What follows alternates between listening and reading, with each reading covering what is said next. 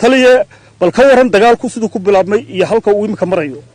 saaka salaadii subax ayay ku soo waabaristeen ciidamadan Puntland iyo huwanta isbahaysatay ee ay ku jirto argagixisadu ciidamada qaranka Soomaaliland saaka ayay ku soo waabaristeen ciidanka qaranku waa iska caabiyay waa rogaal celiyay waa jabiyay waxa laga qabsaday halkan arkaysa waa fadhiisinkii xiradoodu ahaa ee ay xalay u hoydeen ee ay gulufka dagaalka ka soo abaabuleen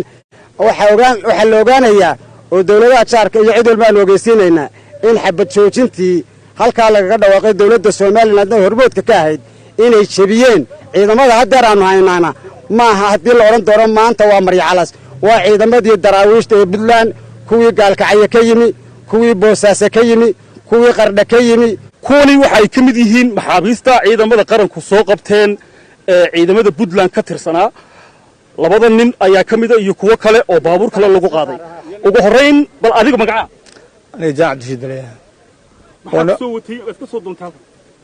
شارع نوقلي طلعوا نوهيلي طلع ما نساعدني مش طلع ما إيش أنا كأني ما كاس أنتوا طلع كمان طلع أصوهيلي مطلع عبد الشريع عين بلد كإنسان حمد بان أيه أوكا عاكو كان هل كان ده واحد هرتني بان ملوسه كحية وصاير